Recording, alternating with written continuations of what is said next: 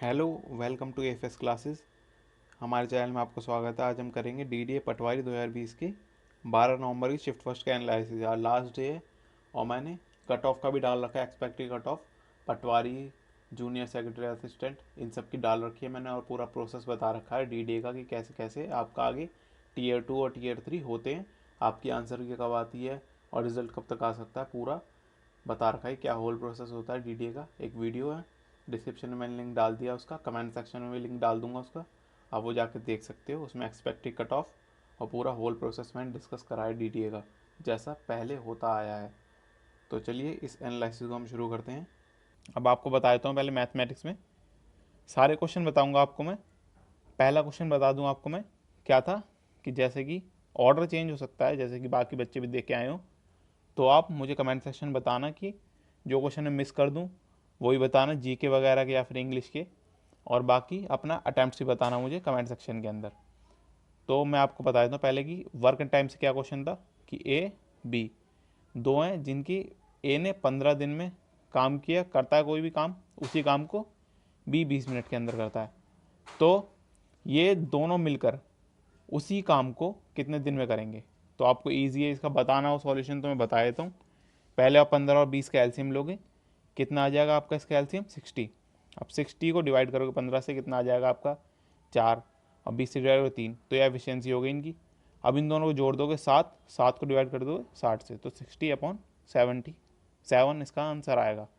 बाकी mix fraction में भी कर सकते हो आप, मिक्स फ्रैक्शन में दिया हो तो मिक्स फ्रैक्शन में कर लेना, और थोड़ी बहुत वैल्यू चेंज हो सकती है, तो इसलिए वैल्यू पे ध्यान मत देना, क्वेश्चन के टाइप पे ध्यान देना आप।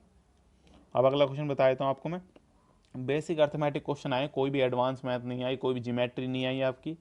तो अगर आपको ज्योमेट्री से डरते हो, एसएससी का सिलेबस से डरते हो, एसएससी जैसा नहीं है, एमटीएस जैसा है, एसएससी के एमटीएस जैसा, जिसके अंदर आप पूरे के पूरे क्वेश्चन कर सकते हो विदाउट एनी डिफ़िकल्टी।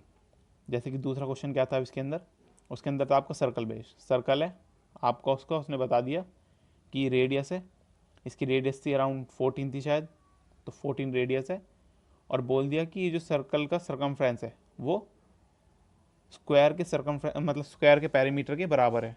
तो बताओ स्क्वायर का एरिया क्या होगा।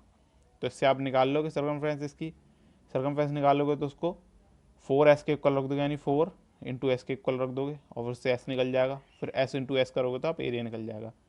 तो ऐसे कर सकते थे। तीसरा क्वेश्चन क्या था इसके अंदर आपका, कि यही वर्क एंड टाइम पे था, मगर ये वर्क एंड टाइम में उसके ऊपर था कि टाइपिंग के ऊपर, कि ए 2 घंटे में कुछ वर्ड टाइप करता, मतलब कुछ सम मतलब एक बस को उसमें दे दिया टाइपिंग में, कि 2 घंटे में कर देता है कुछ वर्ड टाइप, 2 दिन में कर देता है, और 8 घंटे डेली करता है, तुम्हारा टोटल 16 घंटे हो गया। और बी भी ऐसे ही बताया था, बी भी उसी काम को 3 दिन में करता है और 6 घंटे डेली करता है।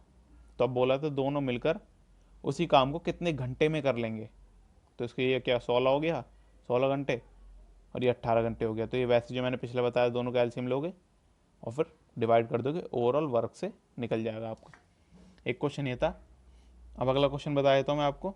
अगले क्वेश्चन के अंदर क्या था आपका, कि सिंपल सा क्वेश्चन था, उसके अंदर आपको बोल रखा था कि एक हमारा प्रोडक्ट है, उसको पहले हमने 30% बढ़ाया, उसका मार्क प्राइस करा हमने 30%, और फिर उसको हमने 10% उस पर प्रॉफिट वो दे दिया डिस्काउंट। तो बताओ कितना प्रॉफिट होगा। तो अब इसको कैसे करेंगे हम, 100 की चीज़ थी मान लीजिए हम, तो 130 हो जाएगी, फिर 30% बढ़ा दिया तो अब इसका 10% घटाएंगे, यानी 13 घटाएंगे, तो क्या हो जाएगा 117। 100 की चीज़ 117 में बेचेंगे, कितना प्रॉफिट होगा 17% का। तो बहुत ईजी क्वेश्चन था। एक क्वेश्चन इसके ऊपर ही था, कि अगर प्रॉफिट एंड लॉस के ऊपर ही था, कि कोई चीज़ 14% प्रॉफिट में बेच रहे हैं, अगर उस पर हम 18% का डिस्काउंट दे दूँ, तो पूछा था मार्क प्राइस और कॉस्ट प्राइस में क्या हमारा रेशियो होगा। तो इसको कैसे करेंगे, जो हमारा प्रॉफिट होता है उसको हम लिख देते हैं, मतलब 100 प्लस करके 114 CP लिख देंगे हम। एक मतलब 114 CP किसके बराबर है, 82 MP के। अब इसके अंदर जो कट रहा है वो काट देंगे हम, और फिर जो हमारा सिंपलेस्ट फॉर्म आएगी वो हमारा रेशियो है CP और MP का। ये क्वेश्चन था। बाकी अगला क्वेश्चन आपका बताया था मैं, SICAI पे था, बहुत ईजी क्वेश्चन था। उसके अंदर क्या था, कि आपको दे रखे थे 12,000 रुपये। 12,000 रुपये में आपको बोल रखा था कि तीन साल तक आपका 5% कंपाउंड एनुअली इंटरेस्ट रेट लग रहा है, तो 3 साल के अंदर कितना इंटरेस्ट मिलेगा। तो इजी क्वेश्चन था ये भी, 5 5 5 करके 3 साल तक कंपाउंड बोल लग रहा ना, सिंपल इंटरेस्ट नहीं था, कंपाउंड इंटरेस्ट था। तो ये पता होना चाहिए आपको।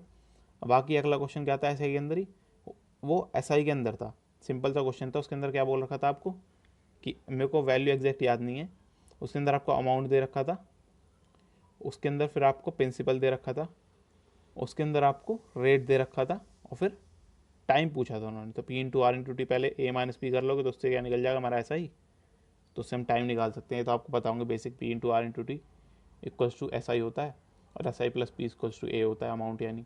तो ईजी था ये भी क्वेश्चन। और बाकी आपके क्वेश्चन बता दूँ, जैसे आपका ये पूछा हुआ था कि सिलेंडर की आपको हाइट दे रखी थी और आपको रेडियस दे रखी थी, रेडियस नहीं एक्चुअली में डायमीटर दे रखा था। तो उन्होंने बोला था फिर कि बताओ कि इसकी वॉल्यूम क्या होगा, तो वॉल्यूम भी ईजी था इसका। और एक क्वेश्चन क्या था, एक स्फेयर है बड़ा, उसका उन्होंने रेडियस दे रखा था कि इतना रेडियस है। अब बोला कि इस स्फेयर को हम मेल्ट करके क्यूब्स बना रहे हैं सिमिलर टाइप के, 2 सेंटीमीटर की उनकी साइड है क्यूब की। तो पूछा कितने क्यूब बन जाएंगे, तो आपको क्या करना था, वॉल्यूम निकालना था इसका स्फेयर का, उसको डिवाइड कर देना था आपको 2 × 2 × 2 यानी 2 के क्यूब से। तो 8 से डिवाइड करना था, जितने बन रहे थे वो आपका आंसर था इसके अंदर। और बाकी अगला क्वेश्चन आपका था क्या, नॉर्मल इसमें वैल्यू बेस्ड था, मतलब एक तरीके से आपको इजी क्वेश्चन थे कि आप, जैसे कि एक और बताया था आपको क्वेश्चन में, उसके अंदर क्या दे रखा था आपको कि ए है वो 5 दिन में काम करता है, बी और सी ये दोनों मिलके 7 दिन में काम करते हैं, और फिर ये बता रखा था ए और सी मिलकर 8 दिन में काम करते हैं। तो इसके अंदर पूछा हुआ था इन्होंने कि बी अलोन कितने दिन में काम करेगा। तो आप ये इक्वेशन दिख रही है आपको, इनको आप एफिशिएंसी निकाल के इक्वेशन में वैल्यू पुट करके आप निकाल सकते हो। जैसे आपको ए का पता है और सी का पता चल रहा है, तो आप इससे निकाल सकते हो कि सी कितने दिन में करेगा, फिर सी का पता चल जाएगा आपको, तो आप बी का निकाल सकते हो। तो ये भी ईजी क्वेश्चन था। अगर आपको किसी भी क्वेश्चन में डाउट हो तो कमेंट सेक्शन में लिख देना, आपको मैं वर्बली मतलब कमेंट में लिख के बता दूंगा, नहीं तो उसकी एक सॉल्यूशन वीडियो बना दूंगा अगर ज़्यादा लोगों को प्रॉब्लम आई तो। बाकी अपना भी कोई डाउट पूछ सकते हो आपको जो क्वेश्चन मुश्किल लगे। बाकी इसके अंदर मैं और क्वेश्चन बताऊंगा आपको। चलिए आगे बढ़ते हैं रीजनिंग के अंदर। रीजनिंग में आपके कुछ भी नहीं, बहुत ईजी क्वेश्चन आए हुए थे कि क्लासिफिकेशन जैसे कि आपका होता है, बहुत ईजी क्वेश्चन थे। और आपकी सैलोजिज्म आए हुए थे, जैसे कि सम पेन्स आर पेंसिल, सम वाले थे, ओनली अफी वाले नहीं, जैसे बैंक के अंदर आते वैसे नहीं थे। बहुत ईजी क्वेश्चन थे इसके अंदर, तो इसको आप इजीली कर सकते हो। 1-2 क्वेश्चन में आपको प्रॉब्लम हो सकती है जो कि आपके क्लासिफिकेशन के या फिर आपके ट्रिकी बेस, जैसे 7 2 1 6 लिखा है और यहाँ पे लिखा है 14, तो आपको ना पता है ले क्या पता है इसके अंदर कुछ लॉजिक। तो ऐसे वाले क्वेश्चन में आप क्लासिफिकेशन के क्वेश्चन जो होते हैं इनमें आप अटक सकते हो, बाकी नहीं तो आप सब कर लोगे रीजनिंग के अंदर। तो आगे बात कर लेते हैं इंग्लिश के अंदर। इंग्लिश भी ईजी थी। इसके अंदर आपका पैसेज जो है आपका मतलब ठीक ठाक लेंथ का था, कुछ ज़्यादा बड़ा नहीं था, आपको स्क्रॉल थोड़ा सा करना पड़ रहा था, तो इसलिए लेंथ ज़्यादा बड़ी नहीं थी पैसेज की और टाइम कंज्यूमिंग नहीं था। हाँ क्वेश्चन 1-2 ट्रिकी थे, जो पैसेज के 5 क्वेश्चन पूछे गए थे। पैसेज के अंदर जो क्वेश्चन थे वो 1-2 क्वेश्चन ट्रिकी थे, बाकी नहीं तो डायरेक्ट क्वेश्चन पूछ रखे थे। और एक क्वेश्चन में उसका सिमिलर वर्ड पूछ रखा था कि एक वर्ड दे रखा था, उसने पूछा था कि इसका पैसेज के अंदर सिमिलर वर्ड क्या है, तो उसके अंदर भी इजी था। बाकी इसके अंदर क्या क्या पूछे गए थे आपके इडियम्स यानी मतलब मुहावरे हिंदी में जिसे कहते हैं हम, और आपके फिल इन द ब्लैंक्स थे इसके अंदर, फिल इन द ब्लैंक्स थे आपके। और आपके इसके अंदर थे एंटोनिम सिनोनिम, आपको डायरेक्ट एंटोनिम लिख दिया और बोल दिया कि इसका मतलब एक वर्ड लिख दिया, बोल दिया इसका एंटोनियम बताओ, और वर्ड लिख दिया उसका बोल दिया सिनोनियम बताओ।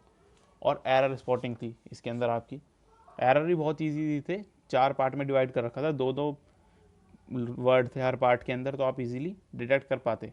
बहुत इजी क्वेश्चन थे। और इसके अंदर वर्ड सेंटेंस अरेंजमेंट था, यानी ABCD 4 आपको सेंटेंस दे रखे हैं छोटे छोटे 4-4 5-5 लाइन के, उनको आपको अरेंज करके एक पर्टिकुलर सेंटेंस, बड़ा सेंटेंस बना रखते थे, वर्ड पूरा मतलब मीनिंगफुल सेंटेंस। तो वो ईजी था आपका। और मिस स्पेल्ड वर्ड थे, मतलब आपके वर्ड जो गलत लिखा हो वो बताना था कि कौन सा गलत लिखा हुआ है, तो वो भी ईजी थे, तो ओवरऑल ईजी थे। अब जनरल अवेयरनेस की बात कर लेते हैं। जनरल अवेयरनेस में आपको कंप्यूटर भी देखने को मिली है, तो मैं कंप्यूटर में आपको क्या सलाह दूंगा, कंप्यूटर में आप पहले तो एक्सेल से रिलेटेड और माइक्रोसॉफ्ट वर्ड से रिलेटेड जो भी, अगर आपको नहीं आता तो एक बार आप क्या करो, अगर आता भी है तो फिर आपको उसकी टेक्निकल चीज़ नहीं पता होंगी। जैसे स्लाइड को मॉडिफाई करने के लिए क्या क्वेश्चन, ये क्वेश्चन पूछा गया, स्लाइड अगर आप ऑन कर रखी है आपने, उसको मॉडिफाई करना है आपको अब, तो आप कौन सा ऑप्शन पे जाओगे और क्या ऑप्शन चूज़ करोगे। तो इसलिए आपको ये कब पता चलेगा, आप इसमें वहाँ तो कर सकते हो इस क्वेश्चन को आप वहाँ कर सकते हो कि जहाँ आप कंप्यूटर में कर रहे हो, मगर वहाँ पे अगर आपको ऑप्शन देखेंगे ऑप्शन समझ में नहीं आएंगे। तो वो अगर लेफ्ट या सेंट्रल अलाइनमेंट कैसे करते हैं हम, लेफ्ट अलाइनमेंट के लिए क्या शॉर्टकट की है, पहले मैं आपको बता दूं जैसे कि आपके क्या क्या इंपॉर्टेंट है कंप्यूटर के अंदर। कंप्यूटर के अंदर आपका इंपॉर्टेंट है MS वर्ड और आपका पावर पॉइंट यानी PPT और एक्सेल। ये तीनों के आप या तो क्वेश्चन नेट पे देख लीजिए, जितने भी इसके पर्टिकुलर क्वेश्चन बनते हैं वो, या फिर आप एक काम कीजिए, अगर आपको कंप्यूटर की नॉलेज है तो एक बार कंप्यूटर में खोलना MS वर्ड, PPT और एक्सेल, सारे इनके एक बार स्लाइड्स बना के देख लेना PPT पे और चला के देख लेना, वहाँ पे जो ऑप्शन से ऊपर पढ़ लेना। ऐसे पूछा हुआ था कि सबसे ऊपर की बॉटम लाइन सबसे और टॉप लाइन को क्या कहते हैं, हेडर एंड फुटर कहते हैं, ऐसे ऐसे क्वेश्चन पूछे हुए थे कि लेफ्ट लाइन के लिए क्या की चाहिए होती है, कट के लिए क्या की चाहिए, कॉपी के लिए क्या चाहिए, ऐसे क्वेश्चन पूछे हुए थे। और जनरल अवेयरनेस के अंदर ही कंप्यूटर सेक्शन मैंने बता दिया, इसके अंदर आप shortcut keys MS excel, PPT और MS वर्ड अगर आपको अच्छे से आता है तो आप एक भी क्वेश्चन चूज नहीं मत चूकोगे नहीं आप, सारे इजी क्वेश्चन थे। बाकी ऑपरेटिंग सिस्टम सॉफ्टवेयर ये सब आपको पता ही होगा अगर आप कंप्यूटर की नॉलेज रखते हो तो।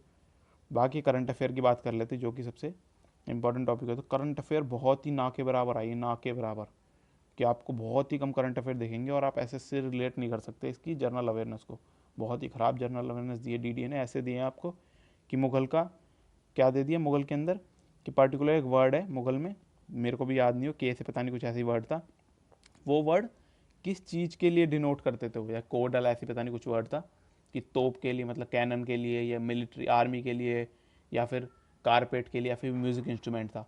तो ऐसे क्वेश्चन थे बहुत, पूछ रखा था कि कांडला पोर्ट कहाँ पे है, ये तो फिर भी इजी था।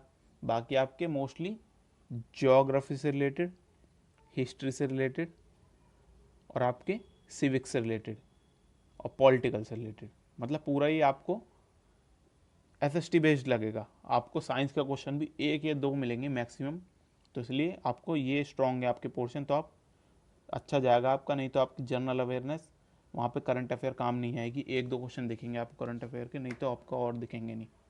तो मैंने अटैम्प्ट बताया था आपको मैं इस वीडियो के अंदर, मेरे मैथ्स में करे हैं मैंने अटैम्प्ट, मतलब ओवरऑल अटैम्प्ट बताया था मैं, ऐसे तो मैंने 120 में तो ओवरऑल करे हैं 111 अटैम्प्ट। बाकी आपको मेरे को सेक्शनल वाइज पूछने हो तो आप बता देना कमेंट में, मैं आपको कमेंट में बता दूंगा। मेरी एक्यूरेसी GA में थोड़ी बिगड़ सकती है, बाकी मेरे को इंग्लिश, मैथ्स और रीजनिंग में 99% एक्यूरेसी। एक दो क्वेश्चन बाई चांस मैंने मिस्टेक से गलत पढ़ लिया हो, गलत ऑप्शन टिक कर दिया हो तो बात अलग है। बाकी अपने भी आप अटैम्प्ट्स मुझे कमेंट सेक्शन में बताओ, एक्यूरेसी भी लिखना और शिफ्ट भी लिखना, उससे कट ऑफ प्रेडिक्ट करने में थोड़ा आसानी मिलेगी। तो थैंक यू आपका वीडियो देखने का। पहली मैंने पटवारी की भी डाल रखी है, वो भी देख लेना, और आगे आने वाले एनालिसिस भी डालूंगा मैं, तो आप वो भी देख लें। और कोई भी DDA की आपको मैं इंफॉर्मेशन देता रहूँगा, कब रिजल्ट आएगा, कब आंसर की आएगी, तो इस चैनल को सब्सक्राइब कर लेना सारी नोटिफिकेशन और डिटेल्स पाने के लिए। थैंक यू आपका वीडियो देखने का।